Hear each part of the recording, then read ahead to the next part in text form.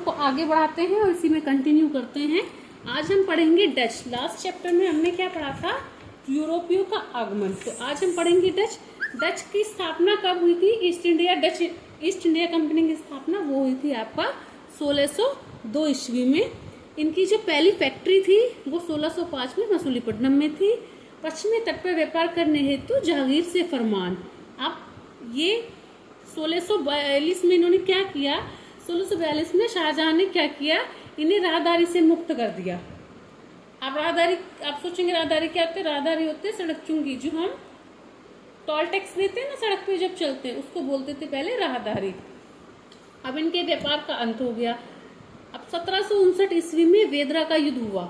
अब वेदरा का युद्ध में क्या हुआ? अंग्रेजों से पराजित हो गए। वेदरा का युद्ध किसके बीच में हुआ था? पुर्तगाली और अंग्रेजों के मध्य हुआ था। इसमें अंग्रेजों से पुर्तगाली हार गए थे, लेकिन इनकी हार का कुछ कारण था, जैसे कि इंडोनेशिया पे अधिक ध्यान दिया इन्होंने क्या किया?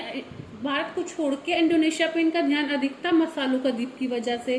अत्यधिक केंद्रीकरण की नीति थी, तो इनकी आर्थिक मतलब जो इनका फाइनेंशियल था वो इतना अच्छा नहीं था, आर्थिक स्थिति इनकी खराब थी। अंग्रेजों की तुलना में इनकी जो फोर्स थी वो कम थी, नौशक्ति की सेना कम थी। अब भारत में डच कंपनी ने कुछ अपने मेन कुछ कारखानों के नाम है वो बता देती हूँ जो उनके फेमस थे।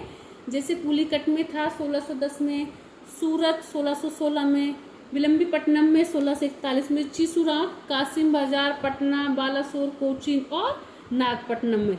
ये इनके कुछ फेमस कारखाने थे। इसके बाद अगर हम बात करें तो इसके बाद आता है अंग्रेज 1600 ईस्वी में महारानी एलिजाबेथ के चार्टर 15 वर्षों तक कंपनी को व्यापार करने का एक अधिकार आया। ठीक है। कैप्टन हॉकिंस 1608 ईस्वी में हेक्टर जहाज में सूरत आते हैं और जहांगीर के दरबार में 400 का मनसब मिला और इंग्लिश खां की उपाधि कैप्टन हॉकिंस को मिल गई। अगर आपसे पूछा जाए कि इंग्लिश खां की उपाधि किसको दी गई, तो कैप्टन हॉकिंस को दी गई। किसके दरबार में? जहांगीर के दरबार में। और अगर एक पूछा जाए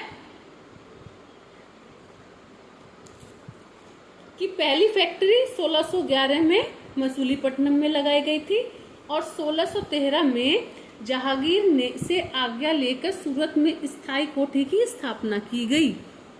किसने? अंग्रेजों ने। 1615 ईस्वी में टॉमस रो जहांगीर के दरबार में आता है। थोड़ा सा याद रखना, कैप्टन हॉकिंस 1608 ईस्वी में हेक्टर जहाज से सूरत आता है और 1615 में टॉमस रो जहांगीर के दरबार में आता है। ठीक है, डोंट बी कंफ्यूज। इसके बाद एक नाम आता है मैग्ना कार्टा या महाधिकार पत्र। ये आपने बहुत सुना होगा। 1717 ये क्या था? 1717 ईस्वी में फरूख शियर द्वारा कंपनी को कुछ छूट दी गई, जिसको ईस्ट इंडिया कंपनी प्रारंभ में एक व्यापारी कंपनी थी। ठीक है। अब बंगाल में मुफ्त, जैसे क्या क्या छूट दी गई? जैसे बंगाल में मुफ्त व्यापार, 3000 वार्षिक कर के बदले, किराए पर कलकत्ता के पास की जमीन लेने की अनुमति, हैदराबाद के क्षेत्र में चुंगी की छूट। ये कुछ महाधिकार पत्र जारी किया गया जिसमें उनको कुछ राइट्स दिए गए, जैसे 10,000 वार्षिक कर के बदले चुंगी देने से छूट मिली हैदराबाद को। मतलब ये 10,000 ईयरली इनको पे करना होता था एक इंस्टॉलमेंट, और उसके बदले इनको कोई भी टोल टैक्स नहीं देना पड़ता था। बम्बई की कंपनी द्वारा ढाले सिक्के को संपूर्ण राज्य में चलने की अनुमति, मतलब पूरे राज्य में जो बम्बई की कंपनी थी, बॉम्बे की, वो जो सिक्के बनाती थी उसको पूरे राज्यों में चलाने की अनुमति मिल गई थी। 1623 में कंपनी ने सूरत, अहमदाबाद, आगरा, कन्नौज और बड़ोदरा में फैक्ट्री की स्थापना की। अब इसके बाद आता है डेनिस की कब आगमन हुआ? 1616 ईस्वी में डेनिस का आगमन हुआ। इनकी जो पहली फैक्ट्री थी 1620 ईस्वी में तंजौर के त्रावणकोर में थी। अन्य फैक्ट्री जो इसके अलावा थी वो बंगाल के श्री रामपुर या सीरापुर में थी। अब ये असफल क्यों रहे? इसके भी कुछ कारण थे, जैसे व्यापार की अपेक्षा ये धर्म प्रचार के कार्यों में ज्यादा, मतलब ये रिलीजन्स को ज्यादा प्रमोट करते थे, धर्म का प्रचार ज्यादा करते थे।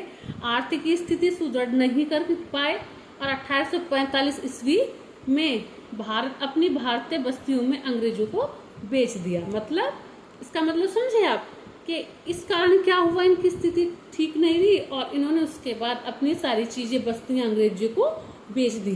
तो आज के लेक्चर में हम इतना ही पढ़ेंगे। नेक्स्ट लेक्चर में फ्रांसीसी